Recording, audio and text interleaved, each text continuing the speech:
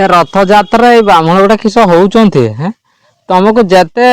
तुम जिते लुंठन कले भी तुमको किसी कोलेबनी से तुम आगतुरा कही है कि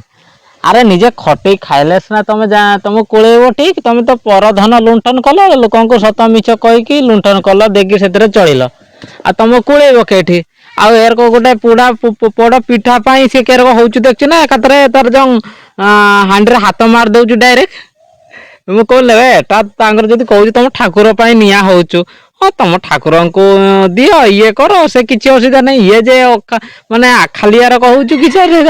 पूरा छड़े की नहीं जाऊ पड़ पिठा न खाइला भाया हूँ कहीं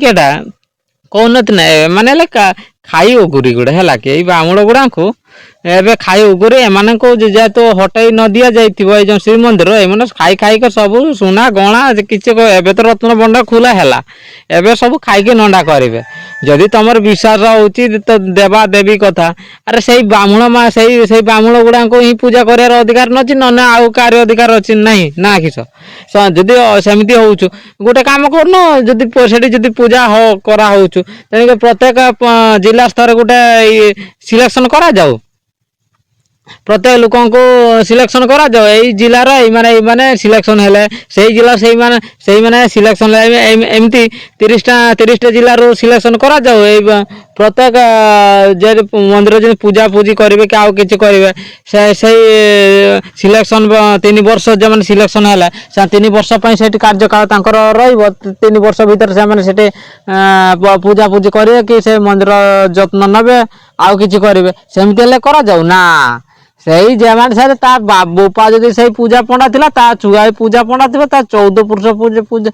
पूजा पंडा रे से तो सब लुंठन करुवे प्रशासन सांगे मिसिकी लास्ट से जो आमर कौटी गोटे बद्रीनाथ मंदिर भाया से जी जो 2.5 किलो सुना ना कहीं 2.5 केजी ना 250 केजी ना के जाऊ एमती केते सुना थिला सब देखला से पितल है केमी अरे सुना गुड़ा सब नहीं कि सब के घर आसिक से घर आनिक रखिले आ पितल गुड़ा नहीं सुना जगह से रखदे पितल आ सुना तो सामान देखा ना हेल्ले से टेस्टिंग कलापर जा जना पड़े सुनाटा ना पितलटा है लगे जरा कहते गुणी गुण चीनी गुणिया जे पर्यंत गुणिया से देखी नहीं एटा सुना ना पितल सेटा सी जापर ना तो पितलटा भी सुनार एवं देखा जाऊँ कि पुरी से अवस्था एवं हम देख कहीं रत्न भंडार खुला है आ जो ब्राह्मण गुड़ा हाँ हाँ हो सुनार रेट भी तुम जानी गोटे 10 ग्राम सुना पाइला मालामाल हो जाती आते गुड़ा सुना ये जो रही तो 14 पुरुष कौन 15 पुरुष खाइले भी सड़ा सरबनी है खालटा रत्न भंडार खुला ना अरे यहाँ बौद्ध संपत्ति एरा पूजा देवा देवी भेवा भी किसी नुहे से बौद्ध संपत्ति बौद्ध धर्म आग काल कि होता सब से सब सुना गणा धन संपत्ति से गुड़ा स्तूप स्तूप रखा होता से मंदिर नुहे से बौद्ध स्तूप पर ब्राह्मण मैंने से कब्जा करके मंदिर रूपांतरित कर से मिछ मिछका गोटे काठ ठाकुर करके लोक मान भुआ भोलाउं देखिए लुंठन कर लोक भी मूर्ख ना पाठ साठ पढ़ले भी मूर्ख जेहेतु पाठर क्वालिटी ही कमी जाइए माने पाठर क्वालिटी ही किसी ना आ लोक बुझीपारे कमी आम साधारणतः कथा देख ना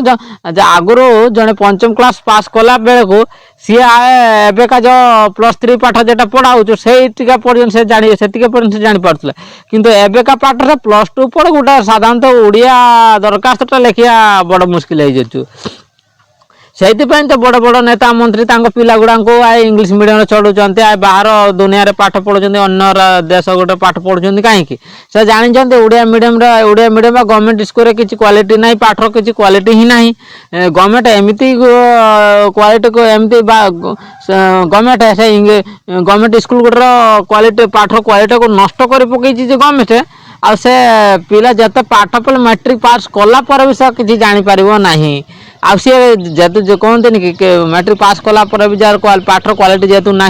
कि जानी सी आउ किसी कर सब से देवादेवी तार सब किसी भाव किंतु एबे जो अमेरिका रूस जापान एपटे देवादेवी विवादेवी से पूजा पूजी कि गोटे धर्मर भी एत ରାଜନୀତି ହୁଏନି, କିନ୍ତୁ ସେପଟେ ଏତେ ବଡ଼ ବଡ଼ ବୈଜ୍ଞାନିକ ଏତେ ଏତେ ଏତେ ବଡ଼ ବଡ଼ ଧନୀ ହେଲେ କେମିତି? କିନ୍ତୁ ଏପଟେ ଯେ ଲୋକ ସବୁ ଚାହୁଁଛନ୍ତି ନା ଆମେ ଯାହା କରୁଛୁ ସବୁ ଠାକୁରଙ୍କ ପାଇଁ କରୁଛେ, ଆମକୁ ଯାହା ମିଳୁଛି ସବୁ ଠାକୁର ପାଇଁ କରୁଛେ। ଆରେ ମୂର୍ଖ, ତମେ ଖଟିଲେ ଖାଉଛ, ପୁଣି ଠାକୁର ଆସିଲେ କୋଉଠୁ? ଏଯାଏଁ ମୂର୍ଖ ଅଛନ୍ତି, ଆଉ କହିବ ଆଉ କିସ ହେଲା କି? ତେଣିକିରି ଗୋଟେ କଥା ହେଲା, ଯେପର୍ଯ୍ୟନ୍ତ ଭାରତରେ ଶିକ୍ଷାର କ୍ୱାଲିଟି ହିଁ ଆସିନି ସେ ପର୍ଯ୍ୟନ୍ତ ଲୋକ ଏରକମ ମୂର୍ଖ ହିଁ ହଉଥିବେ, ଆଉ ଏମାନେ ମୂର୍ଖ ଦଳ ହିଁ ଏରକ ରାଜନୀତି କରୁଥିବେ। କାହିଁକି ନା ସବୁ ଜାଣନ୍ତି, ରାଜନୀତି ନେତା ମାନେ ବି ଜାଣିଲେ ପିଲା ଯଦି ଭାରତବାସୀ ମାନଙ୍କୁ ପାଠ ପଢ଼େଇ ଭଲ କ୍ୱାଲିଟିର ପାଠ ଦିଆଯାଏ, ଶିକ୍ଷା ଦିଆଯାଏ, ତେବେ ସେମାନଙ୍କୁ ଆଉ ମାନିବେନି, ସେମାନେ ପ୍ରଶ୍ନ ଉଠେଇବେ, ଏଟା ତ ମିଛ ଜିନିଷଟା ଆମକୁ ପେନ୍ଦଉଛି କାହିଁକି? ତେଣୁ ତାଙ୍କ ବ୍ରାହ୍ମଣ ମାନଙ୍କର ବିଜନେସଟା ବି ଷ୍ଟପ୍ ହେଇଯିବ। ସେଥିପାଇଁ ସେମାନେ ଭାରତୀୟ ଲୋକଙ୍କୁ ମୂର୍ଖ ବନେଇବା ପାଇଁ ହିଁ ଚେଷ୍ଟା କରୁଛନ୍ତି, ଆଉ ସେ ପାଠ କ୍ୱାଲିଟିଟା ପୁରା ସେମାନେ କମେଇ ଦେଇକି ପୁରା ଜିରୋ ଏବେ କରିଦଉଛନ୍ତି। ଏବେ ଏବେ ଶୁଣା ଯାଉଥିଲା ନା କୋଉ ସ୍କୁଲରେ ସବୁ ଗାଁ ଆମର ମନୁସ୍ମୃତି ପଢ଼ା, ଯୋଉ ମନୁସ୍ମୃତି କି ଭାରତୀୟ ମାନଙ୍କ ବିରୋଧରେ ହିଁ ଲେଖା ହେଇଛି, ହେଲା କି? ସେଠି ଲେଖା ହେଇଛି କଣ, ଉଚ୍ଚ ଜାତି ମାନେ ହିଁ ସବୁ ଅଧିକାର ପାଇବେ, ଆଉ ନିମ୍ନ ଜାତି ଯେଉଁମାନେ ରହିଲେ ସେମାନେ କିଛି ଅଧିକାର ପାଇବେନି, ସେମାନେ କେବଳ ସେ ଉଚ୍ଚ ଜାତି ମାନଙ୍କ ହିଁ ସେବା କରିବେ। ତାମାନେ ମୁଁ ଯେତେ ଜ୍ଞାନୀ ହେଇ, ଯେତେ ବୈଜ୍ଞାନିକ ହଉ, ଯେତେ ଇଏ ହଉ, କିନ୍ତୁ ବ୍ରାହ୍ମଣ ମାନେ ଉପରେ ଗୋଟେ ମୂର୍ଖ ହେଇଯାଉ ବ୍ରାହ୍ମଣଟା, କିନ୍ତୁ ସିଏ ହେଲା ହବ ଜ୍ଞାନୀ ପଣ୍ଡିତ, ହେଲା କି? এইଭଳିଆ ଉଚ୍ଚ ନିଚ ଭେଦଭାବ ସେଠି ଲେଖା ହେଇଛି, ଯୋଉଟା କି ବାବା ସାହେବ ଡକ୍ଟର ଆମ୍ବେଦକର ପୁରା ସେଟା ପୋଡ଼ି ଦେଇଥିଲେ, ହେଲା କି? କିନ୍ତୁ ସେଇଟାକୁ ପଢ଼ା ହଉଛି। ତାହେଲେ ଦେଖ, ଏଇ ପାଖଣ୍ଡି ଦଳ ତାଙ୍କର କାମ ହେଲା କି ଧର୍ମର ଯେତେ ପ୍ରସାର କରିବେ ସେତେ ଲୋକଙ୍କୁ ଲୁଣ୍ଠନ କରିହବ। ସେଥିପାଇଁ ତ ସାରଥୀ ବାପାକୁ ଆରମ୍ଭ କରିଥିଲୁ କେତେ ରକ ବାବା ସୃଷ୍ଟି ହଉଛନ୍ତି, ଆଉ ଲୋକମାନଙ୍କର ଇଏ ସ୍ତ୍ରୀ ବୋହୂ ମାନଙ୍କର ଇଜ୍ଜତ ଲୁଣ୍ଠନ କରୁଛ। ତଥାପି ସେ ଭକ୍ତ କଣ ତାଙ୍କ ସ୍ତ୍ରୀ ମାନଙ୍କୁ ସେଇ ବାବା ମାନଙ୍କୁ ହିଁ ଗିଫ୍ଟ କରୁଛନ୍ତି,